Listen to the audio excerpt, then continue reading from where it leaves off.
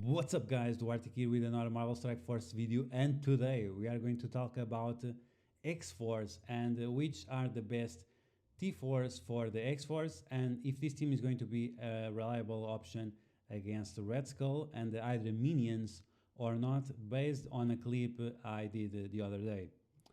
Okay, so I already recorded this video like 100 times. I just talk too much. I'm just gonna explain things really fast, make sure this video is not that long. But before that, I want to say thanks to everyone who liked my last video. It was the Black Order punching up 200k against Asgardians, the basic strategy for war, to punching up that much, 200k punch up against Asgardians. It's a very important team and is a very important enemy that we need to defeat on every alliance war, because you need Asgardians to unlock Black Bolt, so most of the people will have a very strong Asgardian team.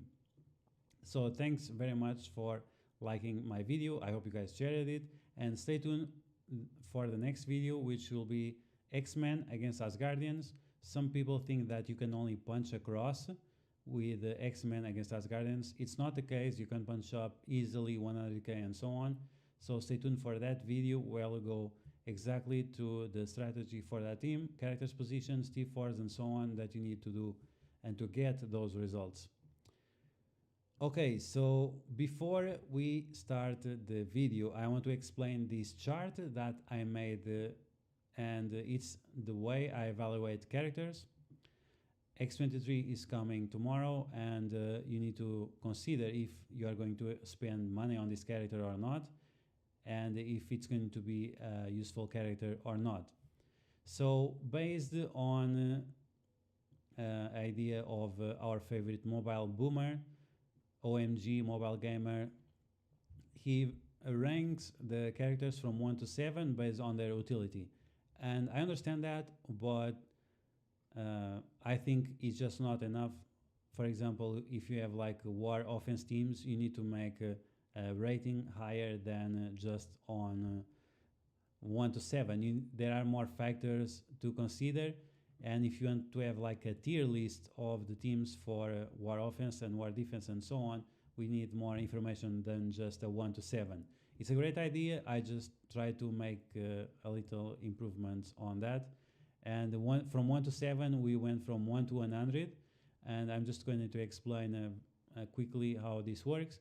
So we have the character name on the left. Then if the character is farmable or not, and that's important because if you have a character at 7 yellow stars, that's going to be way better than a character at 5 yellow stars, even if it has like 4 red stars or 3 or something like that. The fact that you can farm all the way to 7 stars, that's just a huge deal in terms of damage, focus, resistance, health, and so on. So it's something that you have to consider, if the character is farmable or not, and if many of the characters of the team are farmable or not. In this case, we have 2 farmable characters. 2 of the characters do most of the damage, so that's going to be relevant. Then we have how important, like with these ages and M's, how important is the character for the team.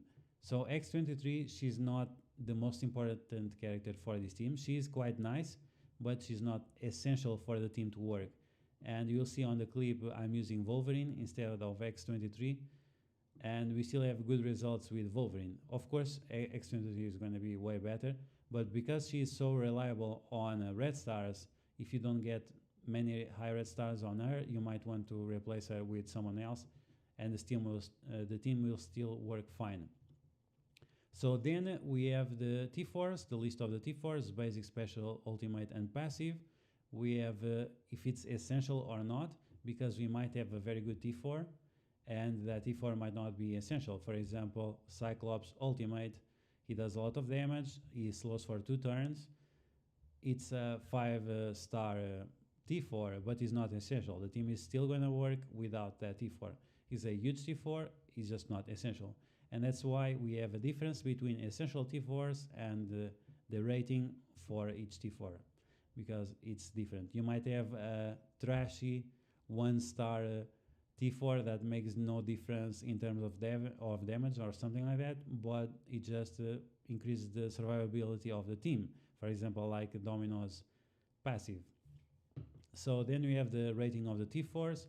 Then we have the usability of the characters on different modes. And based on this is a 1 to 100 rating. But if we have in consideration that this team is only useful for war, if you want to do a tier list based on war teams, then it's going to be a 1 to 24 rating instead of a 1 to 100 here on the final score. So instead of 1 to 100, it's going to be 1 to 24 based on the modes these teams are used. Once again, this is only if you want to make like tier lists or things like that, like S tier, A tier, and so on the different war offensive teams. So as you can see, this team is mostly useful for war offense, and it has to be made a difference between war defense and war offense teams. War offense teams are way better because you can get that extra currency from the battles and to use on the war store that has amazing characters like Mr. Sinister and like Sif that you need to unlock Black Bolt and so on. So yeah, because of that, war offensive teams, they need a higher rating than war defense teams because they will not give you those credits. So then we have the usability score. That's just a accumulation of the points from this chart. And then we have the character score. And then if the character is unlocks legendaries or not, that will increase the overall value of the character. And that might be important, for example, in situations if you want to buy an offer or not.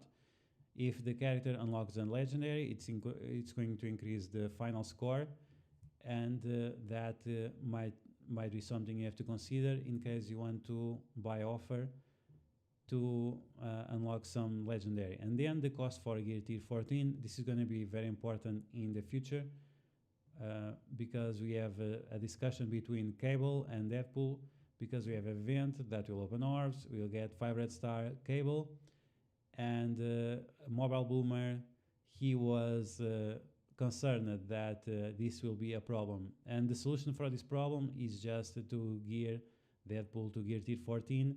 He is very cheap to get at gear tier 14, and that will allow him to have higher damage than Cable, and that will prevent the situation that the Mobile Boomer is concerned about. Okay, so you guys have the chart on the right side. You can see the ratings for the abilities.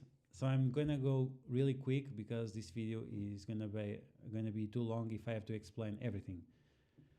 Okay, so we have Domino first. Single target damage. It only increases the damage a little bit. It has no special effects, so this is like trash. 1 star. Then we have the special, attacks adjacent allies apart from the attacks the main target and also adjacent allies. It also gives 20% on Deadpool for 30 meter. That's very nice, but it's only a 3 star. It's not essential, nothing special. So yeah, it's not trash, it's okay.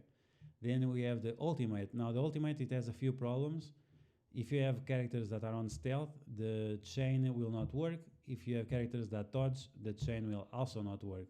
So this is something you have to consider. Most of the times it will just do okay damage. So in my opinion, this is trash. It has a 2-star rating, and that's being nice to the ability. Now we have the passive. The passive is one of those abilities that it's not that great, but it changes the game, and because of that, it's essential. The fact that you go from 50% to 75% chance of applying dodge to all your allies and their self is just huge, and you also get extra 10% crit damage. Crit damage is a trash. It's a trash. It's a trash stat, because if your character has very low crit chance, then the crit damage is going to be trash. So most of the characters have 10% crit chance. If you are increasing 10% crit damage of 10% crit chance, that's only a 1% increase on the damage. So it's not that useful. So this T4 is good, but it's only a 4-star, maybe a 3-star.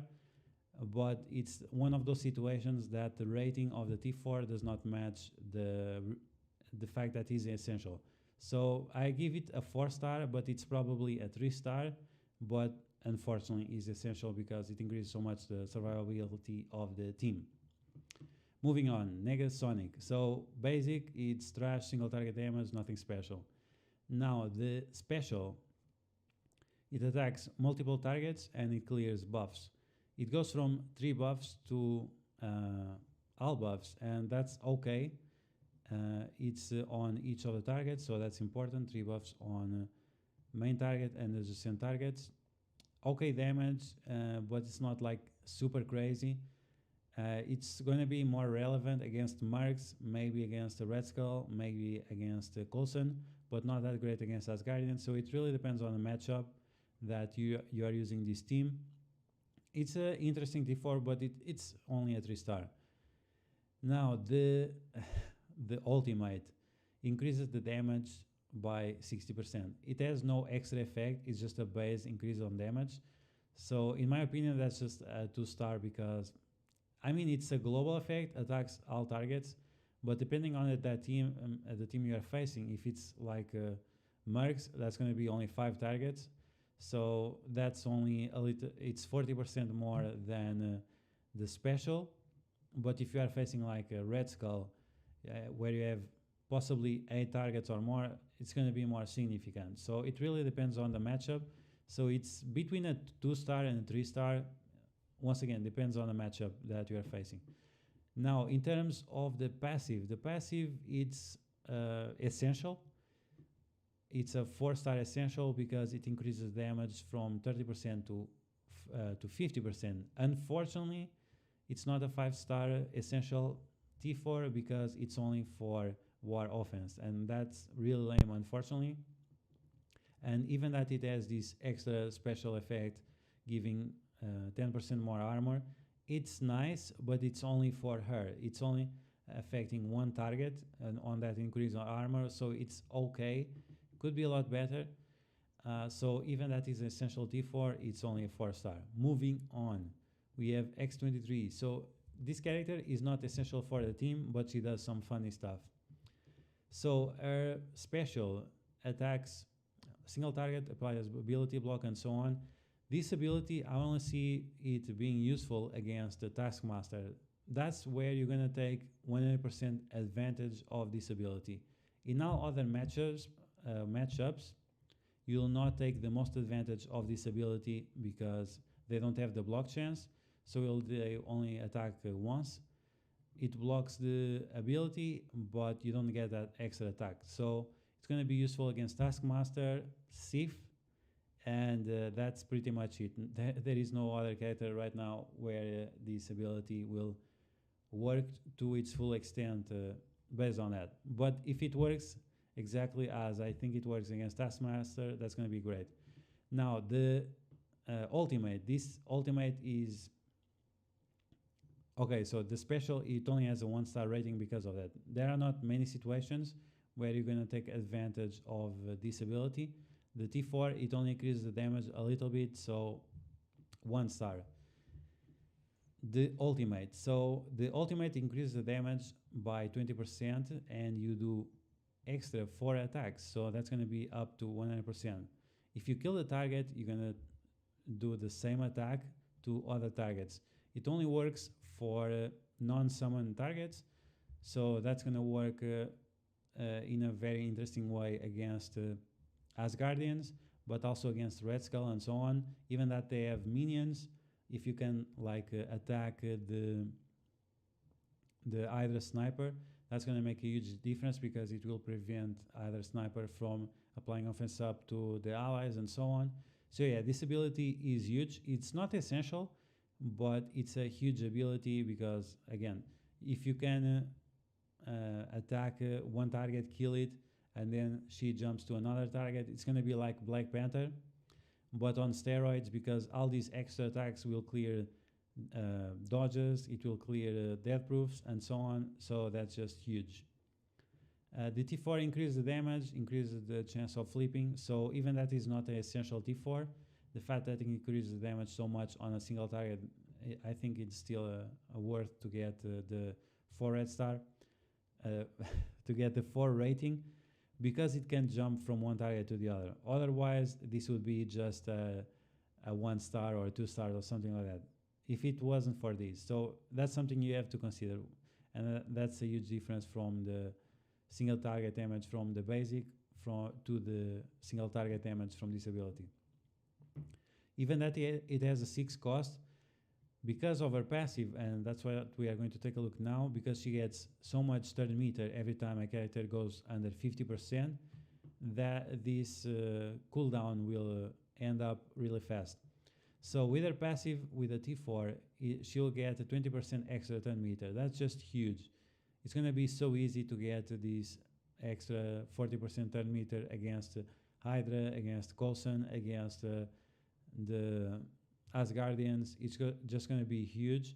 And the fact that she increases the focus of the team 20% on the first ability and another 20% after on war offense, it's going to be huge.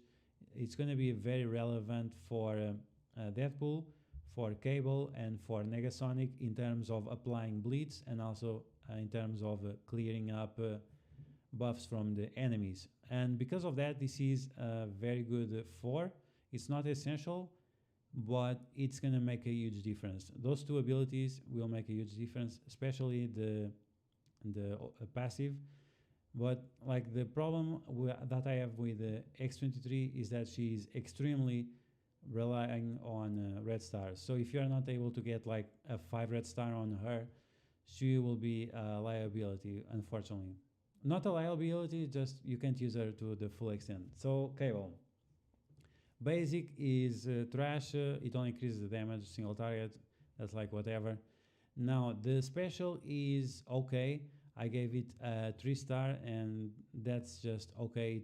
It attacks multiple targets and it clears all buffs from the primary target, and that's the problem. If it would clear all buffs from every target, that would be 4 star T4 for sure, but because it's only from the main target, it's just 3 star.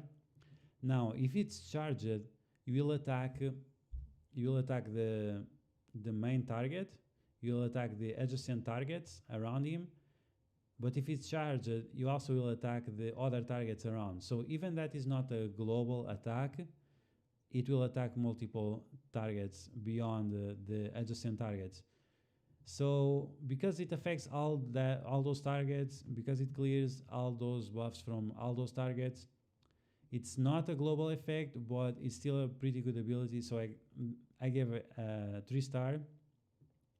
If it had a little bit extra damage, maybe a 4 star, or if it would clear all the buffs from all the enemies. So it's just an okay ability. Now the ultimate is just pure garbage. It's just trash. This ability doesn't work properly. If you use this ability with the Cable, and if he doesn't kill the target, you'll not be able to get this turn meter. If Deadpool assists and he kills the target, you will not get that turn meter. So it's just lame. I don't understand the semantics of this game. Sometimes it works in one way, other times it works in another way. I'm not sure if this is a bug or not, but right now, if you do the ultimate with Cable, if Deadpool assists and he kills the target, you will not get that turn meter.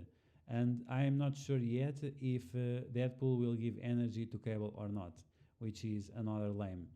So for all those reasons, this is only a 2, and mostly it's just because you can get rid of one major target like Hela or Loki or something like that. One of those targets that you need to kill as fast as possible. Okay, moving on. We have the passive. The passive is pure garbage. It doesn't do anything special with the T4. Increase the chance of counter, and it gives a little bit more barrier. I mean, it's nice that you have as most survivability as possible with Cable, but it's not a huge deal. So it's like a 3 maybe, because you want Cable to be alive as much as possible, but it's between a 2 and a 3. It's not more than that. And finally, we have Deadpool. Deadpool with his basic, it does double tap. That's nice to clear counters, to clear dodges, to clear death proofs, but it's just single target damage. So because of that, it's a 1, maybe a 1. He doesn't have enough damage to be a 2.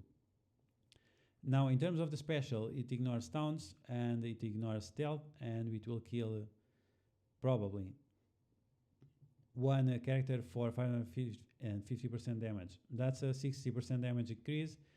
It's only a single target, and this ability only has extra utility because it might provide energy for Cable based on Deadpool's passive. So if you don't have Deadpool's passive, the value of the special it's even lower. So I gave it a 2-star based on that. If you have the passive, it's between 2 and a 3, but it's not much more than that. Now the ultimate is a very good ability. It increases damage on the main target, and it increases the damage on the secondary targets by 40%. So you are attacking most of the times 3 targets or more. It will be multiple attacks up to 5. That's nice. If it's minions, you are also applying bleed. So if you are facing Taskmaster and the Mercs, and if you are facing Hydra, and if you are facing Coulson, you'll be facing multiple minions. So applying all those bleeds will make a huge difference. And the fact that we're giving the T4, that will increase the damage of the bleed, and that's very important as well. So this is a T4 you should consider if you are taking this team seriously, and if you have like 4 or 5 red stars or higher on Deadpool. So for all those reasons, I give it a 4. And then we have the passive. The passive, it changes from 60% to 100% chance on giving energy to Cable whenever Deadpool kills. If it's other character that kills, it's not going to be relevant. It's only when Deadpool kills. Now, I'm not sure if Domino calls for assist and Deadpool kills, it will give energy. It should, but we don't know exactly how it works. We'll find out in the future, I guess. But the fact that this ability will give so much energy to Cable, it makes it almost essential. It's 85% essential.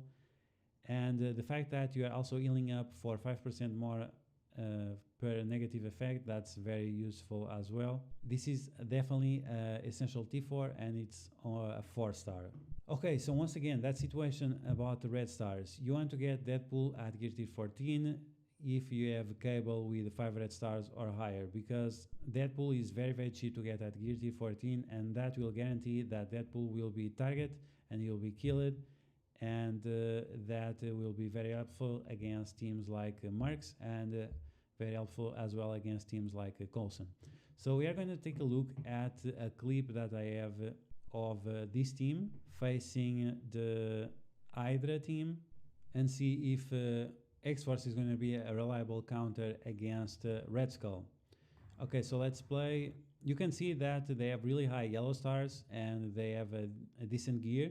My team is around gear tier 9, and X23 I don't ever unlock it, so I'm using Wolverine as a replacement. I'm using Negasonic and she's at 4 stars, and Domino, she's at 5 stars. So nothing special. They have only 2 red stars, so it's not that significant. So these guys are pretty beefy, and they are gear tier 10 and gear tier 11. So let's take a look at the clip.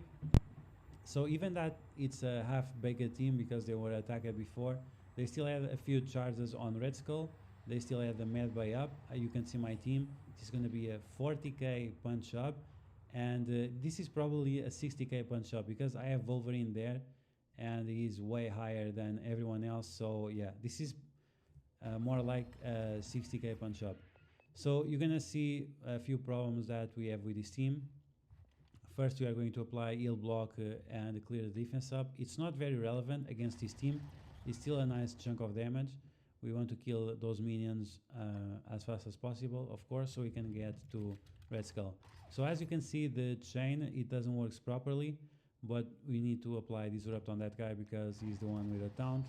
Deadpool there killing all those minions. If he will not kill them, they will get bleeds. Now we have Cable with charge.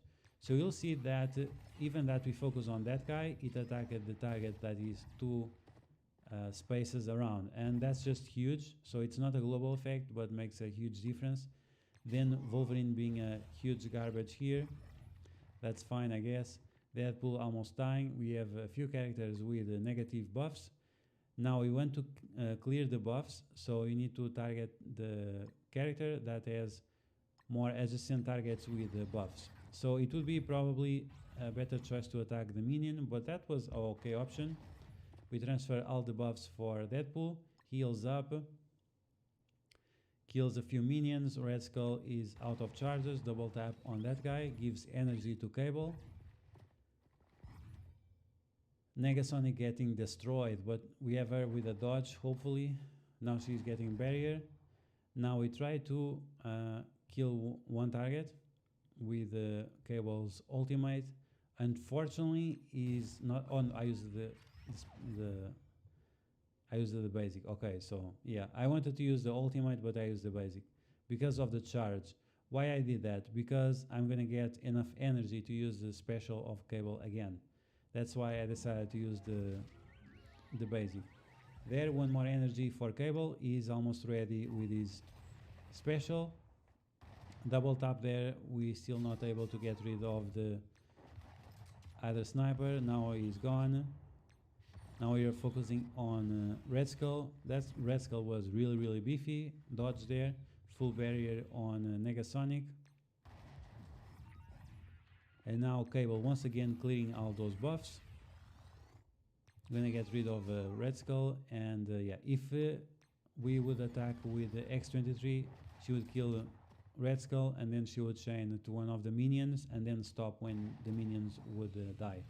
So yeah, even this was a half-baked team. It was already halfway dead. It's still a 40k punch-up with a Wolverine that is not doing much there because he's so slow and so irrelevant on this team. But it's still something that we should consider. This might be the next counter for Red Skull. And Red Skull is still one of the most annoying teams to face on War Defense. Power Armor is still not able to get rid of Red Skull for most of the times. And that's really lame, but that's something we have to talk about other time. So yeah, this is definitely one team that we have to consider.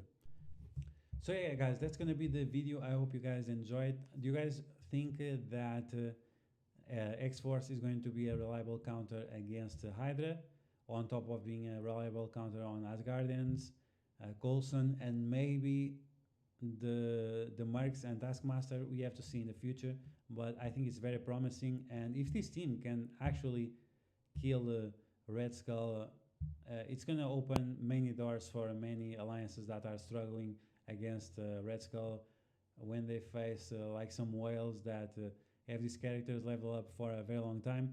So yeah, it's definitely something interesting to consider. So I hope you guys enjoyed this video. If you did, you know what to do. You smash that like button like a boss. Make sure you stay tuned for my next video. Once again, it's gonna be X-Men against Asgardians, and we'll be punching up at least 100k. If you guys want to see me using that chart that I use for X-Force for other teams, let me know in the comments below. I will try to do that for the new teams, but if you want to see like some old team, and then we can do a tier list like S tier, A tier, and B tier, C tier on different teams based on different game modes. We can do that as well.